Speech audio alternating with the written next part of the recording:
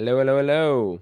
Welcome back to another episode of Beyond the Code. It's been a while. We had like a 2-week hiatus. We were in Singapore at Token 2049. It was insane. I think there were about 40,000 people from the crypto industry in Singapore, which is like a tiny city country. Plus, there was the Formula One race going on there. It was really, really fun. Anyways, we're back. We're back home. We're back on the pod. And today we're joined by Amanda Tuminelli, who's the Chief Legal Officer at the DeFi Education Fund, which is a really cool fund that I didn't know enough about. And through Amanda, I discovered the amazing work that they're doing. And today you're going to discover it too. I hope you enjoy this episode.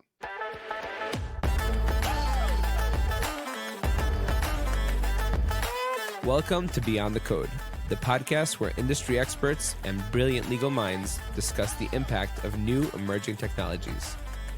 I'm your host, Yitzy, a lawyer and tech enthusiast. Join us as we explore the legal, regulatory, and ethical issues surrounding AI, blockchain, and more.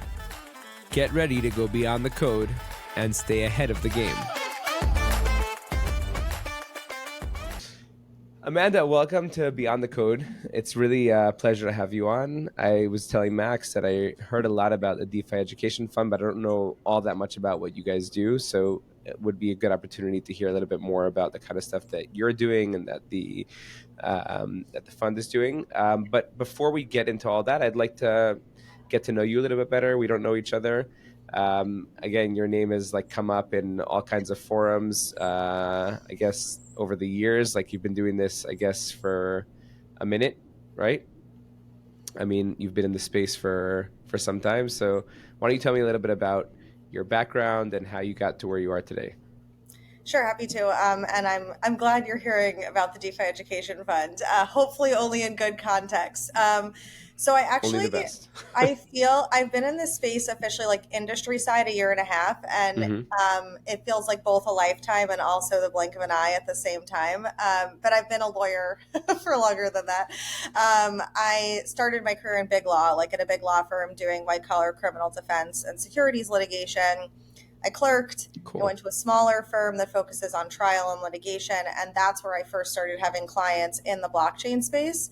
And I thought the new technology at issue posed really interesting issues from a criminal law perspective, where much of criminal law is decades old and not very good for criminal defendants. This seemed like an area of law where there really was new law to be made, new rules that needed to be made. And then this opportunity fell out of the sky to come be the chief legal officer at the DeFi Education Fund. And I took it and never looked back. I think it's been like the best decision I've made. So, wow. Okay. Yeah. I'm happy to tell you more about D. Yeah, I mean, tell me a little bit about DF, but also a little bit about what your role entails. And also, even if you can go back before that, when you were dealing with white collar crime, did you come across any crypto cases or crypto related cases? And what was your impression on crypto from the outside, so to speak? Sure. Yeah. So, okay. So first, DEF is a nonpartisan nonprofit that educates lawmakers and the public about sound DeFi policy. And we advocate for DeFi users and developers to be able to create decentralized networks. My role was new. There was no lawyer at the organization before I joined. And one of the reasons... Even though presumably like a lot of what they do would be legal-esque. Yeah, so before I joined, Miller, my CEO, and the team was doing a great job responding to proposed rulemaking. So meaning like doing policy letters and hiring outside counsel, of course, to get involved in different cases with amicus briefs. But they wanted to be able to bring that function inside the organization and do more. And another thing they wanted to hire me for as a litigator was to do impact litigation. So to sue the government and do that in creative ways so that we can... Robin Hood style. So we can make good law for the industry. So it made sense to bring somebody on, and I'm so grateful that Jake Chervinsky was the one who reached out to me. We did mock trial together in college, and he was like, DEF needs a CLO and you'd be great for it.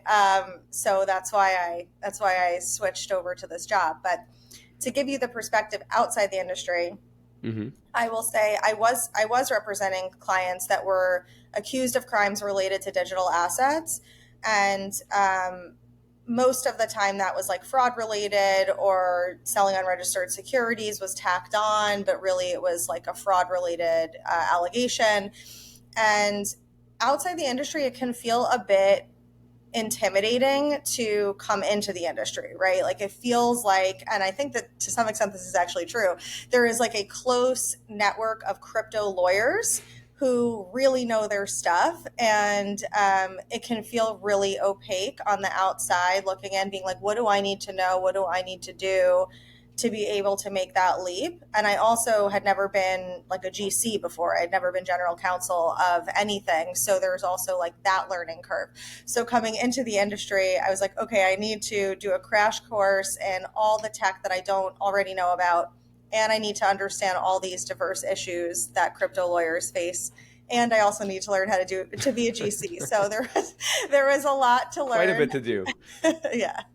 Yeah. Right. So I often find that people who are either new to the industry or are looking at it from the outside, maybe it's because of that intimidation factor that you mentioned, but I think that they're typically hostile towards crypto. You know, their assumption is that everybody's using this to launder money and to commit various crimes, and only maybe after they come in and they have like a real either they're exposed through a client or they're exposed through a colleague, or they're stuck sitting next to somebody at a Thanksgiving dinner who's like drilling them about the benefits of Bitcoin. Then they sort of slowly convert, and like once people come over to the other side, then they go like head on libertarian, Bitcoin to the moon, whatever. Have you found that it's been a similar experience for you where you're like, oh, this is bullshit, and now like, oh, this is the future? I would say years ago, I was like, what is Bitcoin? What is this? This is a made up thing, right? Like when I Right. first heard about it, I think at a bar in the East Village in New York, I was like, this just seems like another finance bro related thing. But To that was some a extent, long it might be. time. Yeah, I mean, thematically. But I once I started having clients in the space and I actually dug into the technology. This was probably like 2019, 2020. So there's a lot of OG lawyers who came before me far before that. But by that point, I recognized that this industry was being hugely developed, had a lot of people in it, really smart people who I respected working in it. And that's sort of when I fell down the rabbit hole. So even before I joined the industry, I had that interest and was like, okay, this is really interesting and new. This poses new issues. I want to learn about it. And to me, it has always seemed so obvious that it's going to be the future, right? Like to me, it has always been, it just feels like the natural evolution of where we're going intuitively. And I recognize that other people don't feel that way. My family, and some of my friends don't necessarily feel that way.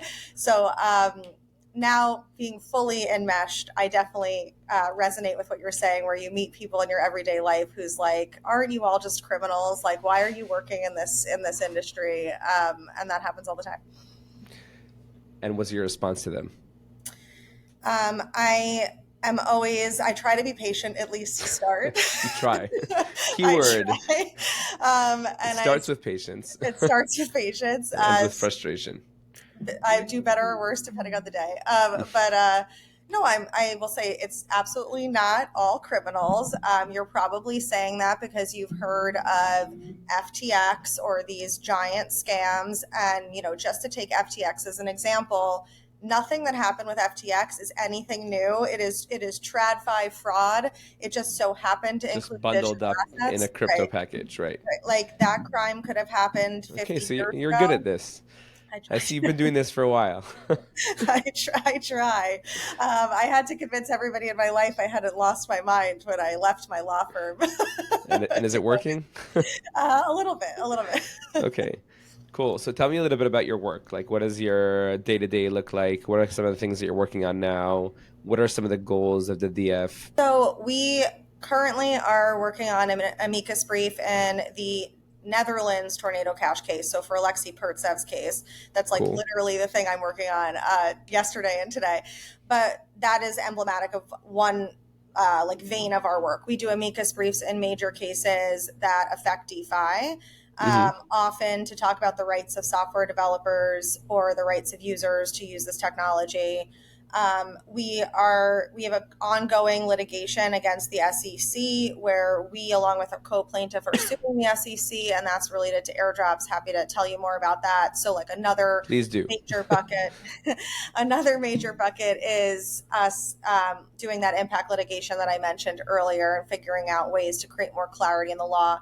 And then the rest of my organization, like our policy side, is very involved with meeting with members of Congress and doing DeFi demos, like showing them like, look, this is what a self-hosted wallet is. This is what it looks like to actually do a transaction in DeFi, and educate them about the issues that are the most important to us.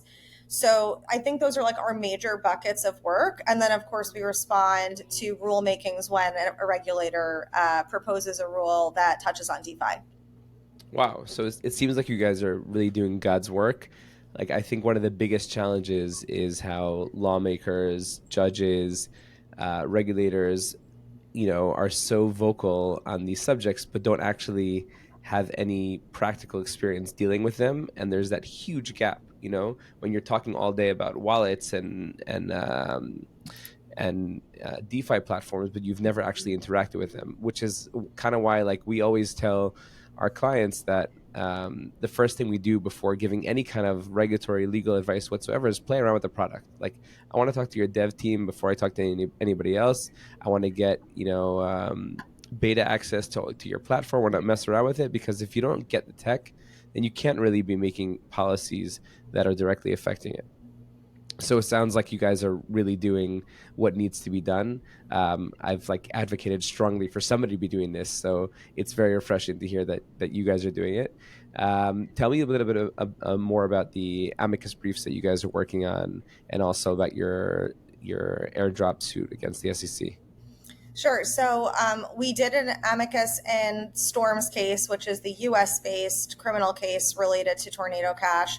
Mm-hmm. And in that case, we argued that this prosecution is a novel prosecution, that these theories of liability, excuse me, that the government is alleging against Storm are unprecedented. So at bottom, what the government is alleging is that a software developer who creates a tool that is later used by third parties that have no connection to the original developer, that the developer should be liable for that third party's bad conduct. Like, that is at bottom what all of their allegations boil down to. And that's an unprecedented argument, and that's a really bad precedent to set, in my opinion. That is not how we treat developers of other tools, right? We don't say that just because somebody has created, like, this is the example I always use, like, if I make a hammer and I sell a hammer, but you use that hammer to go assault someone, I am not responsible for the assault. For sure. So all of their theories of liability kind of come down to that. And understanding the tech is really important in that case, because when you understand what an immutable smart contract protocol is, and you understand what it means that the developers at the time that the Lazarus Group was purportedly using the protocol, they couldn't do anything to stop them, that really lights up the issues.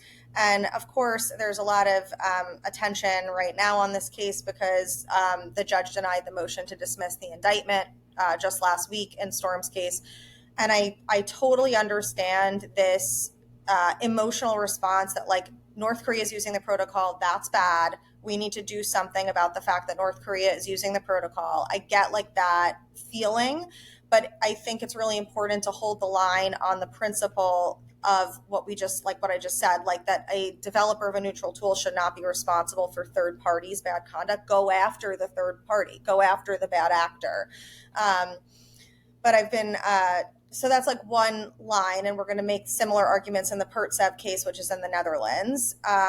But we've done amicus briefs in the SEC's case against Coinbase, against Kraken. We'll probably do one in the case against Consensus, and all to make the arguments that are most important to DeFi. So like in Coinbase, we made an argument that Coinbase doesn't act as a broker through its wallet app, and that the staking program is not a securities offering, because those are, wallet is a self-hosted wallet app. That's a DeFi service. And the only good part of the opinion in Coinbase was that Judge Fela recognized that Coinbase was not acting as a broker through wallet. So that was a small win in an otherwise disappointing opinion. You need those as well. Who Exactly. funds all this? Like, you guys are a nonprofit? We are a nonprofit, so we're community donation based. Wow. We've been very lucky to be the recipient of DAO grants and the generosity of people in the industry, mostly. And they're going to ask you to give a plug for how people can donate and support your work. Happy to. Incredibly important, and I thank you for what you're doing. Oh, thank you. Thanks. I appreciate that. We definitely welcome all support. So our lawsuit, which we're also currently litigating, our co-plaintiff, Beba, is an apparel and accessory company. They created a token called the Beba token. They did a free airdrop of Beba tokens to unsuspecting users. Those tokens entitle the user to access to a discounted bag that you can't get if you don't have the token.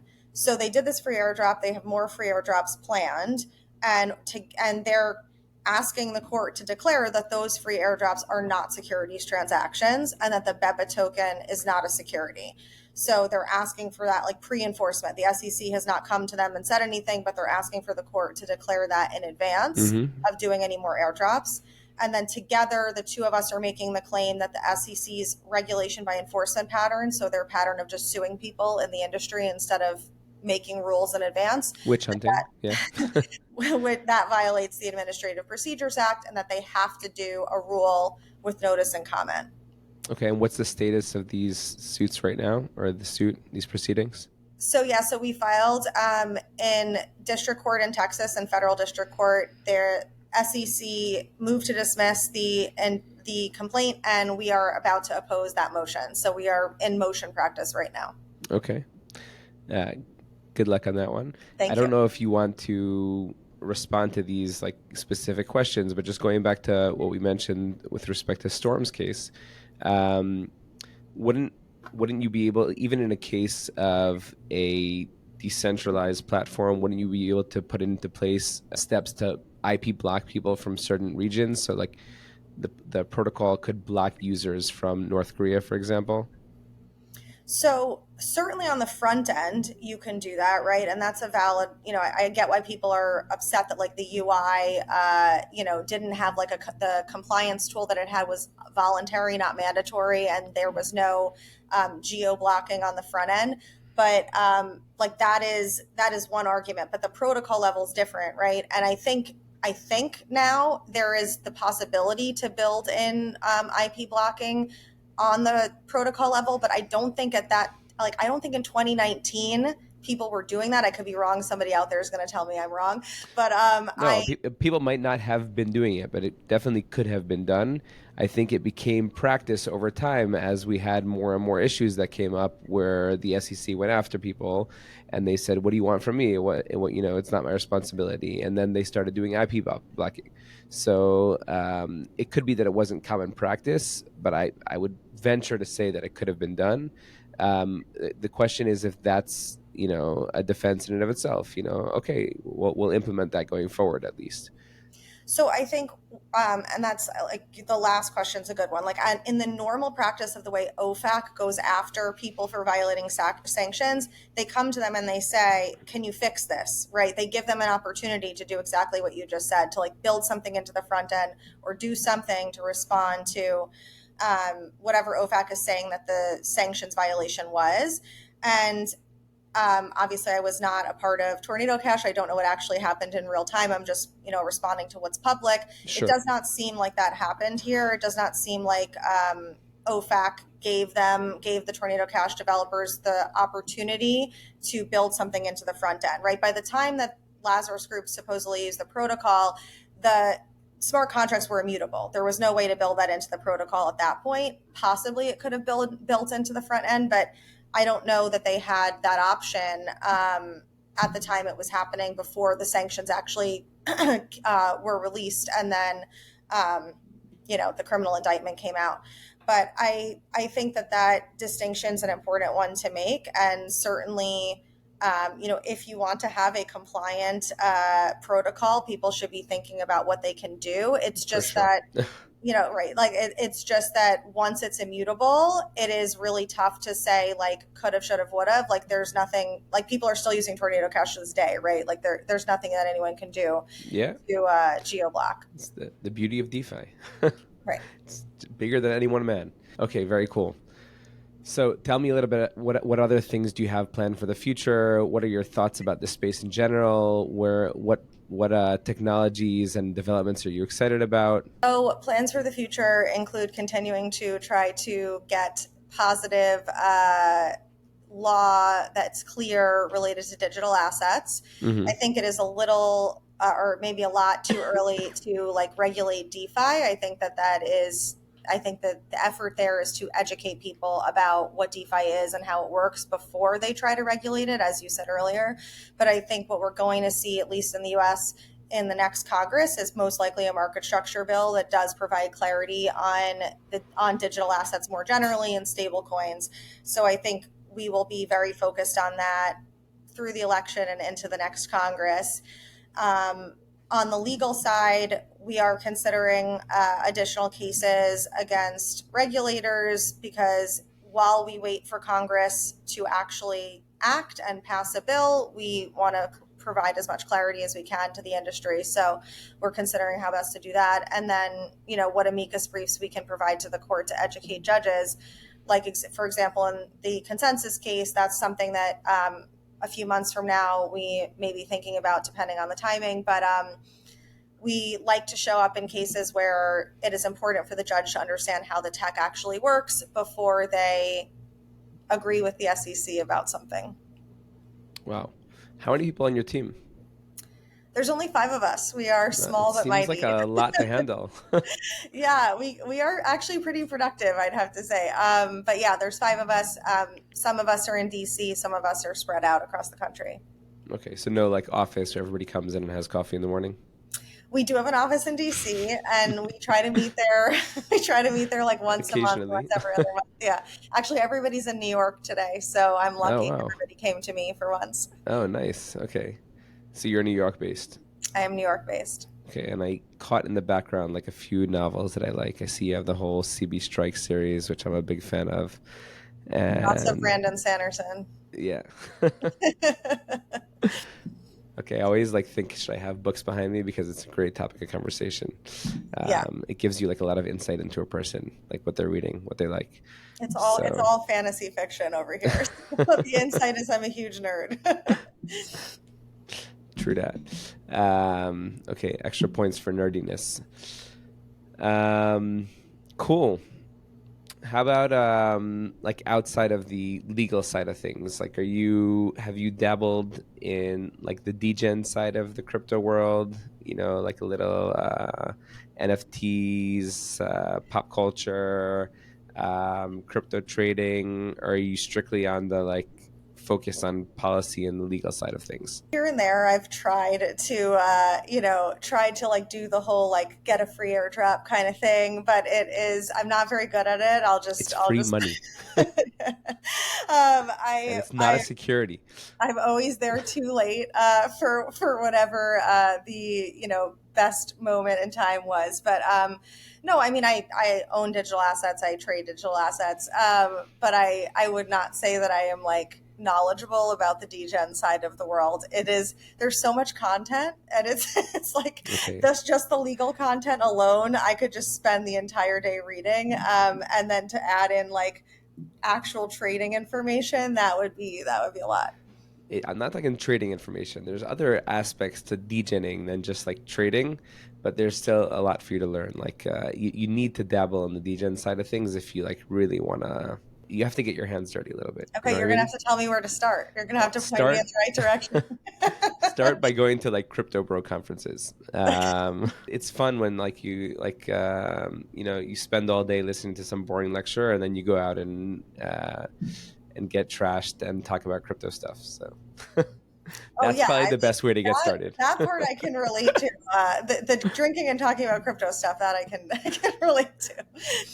I just came back from, I told you, Token 2049 in Singapore last week. It was, I've been going to the crypto events for many, many, many years, in New York and LA and France and Miami and Portugal.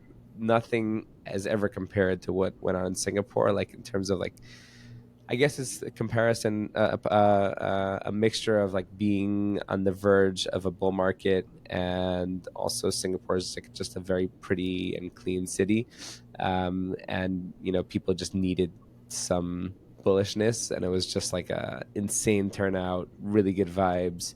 Um, like that's the degen part of me that likes to just like go and like see the industry. Like it's one thing like you're on Twitter and you see like one side of it, and you go onto the exchanges and you see people trading and there's like a whole bunch of numbers, but like when you see the people behind the industry, the builders and the traders and the investors, like there's something very raw about like seeing an industry.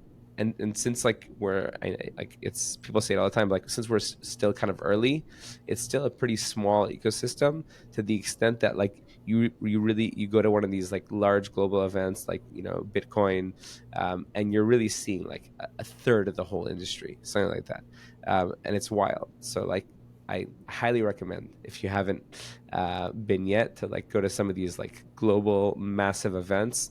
I also think that it would do wonders for DF, which I haven't heard enough of, and you guys are doing incredible work. And it would be great to get the word out. I want to take the opportunity to really like just let you like send a message to anybody who's listening. Like if it's like how could people help? Is it on be it on the funding side, on raising awareness, on I don't know, maybe you need other collaborations on briefs or any other work that you guys are doing. Like why don't you share with people how they can get more involved in your work? Yeah, absolutely. Thank you for that. And we will go to more conferences. We always go to Consensus. We try to be at some of the major U.S. conferences, but I will take that back and try to expand our scope globally. Um, I'll send you an so in invite next time. in terms of support, of course, we fund.org. We have a support us page. We accept crypto donations. You can donate in fiat or crypto, and our wallet information is there.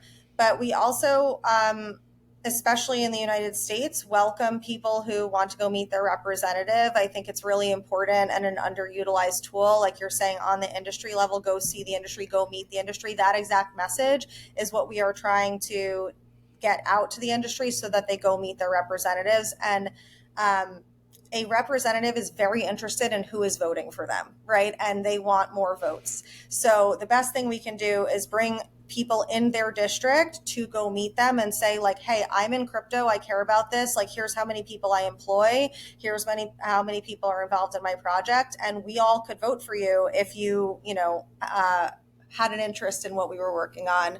So we will go with people, like we'll actually set up the meeting and go with you if like that's intimidating for you to go reach out to your representative alone. So we're always looking for more people who want to do that. And then we do collaborate directly with projects on the tech we're explaining. So, for example, there's a section in my brief that I'm working on right now about ZK proofs. We're working with Aztec. They've been super generous with their time in explaining the tech and making sure that we are getting all of the nuance right. So, if you are interested in collaborating and writing with us, that is something we are so happy to do. We publish articles, short form and long form, all the time. Happy to work with people to do that. So lots of ways to collaborate. And also we are open to just talking so that whenever there is regulation or whenever a rule is created, that we have in mind what concerns you, what concerns your project and what you're worried about. So we're really here for therapy in addition In this to industry, people need it, let me tell you. yeah, but yeah, so we're on Twitter. You can find us on our website. We're on Warpcast, so please reach out. Happy to chat in any of those forums. All right, Amanda Tuminelli, everybody. Thank you very much. This was fantastic. I really appreciate it, and looking forward to keeping the conversation open. Thank you for having me. Okay, stay with me a minute.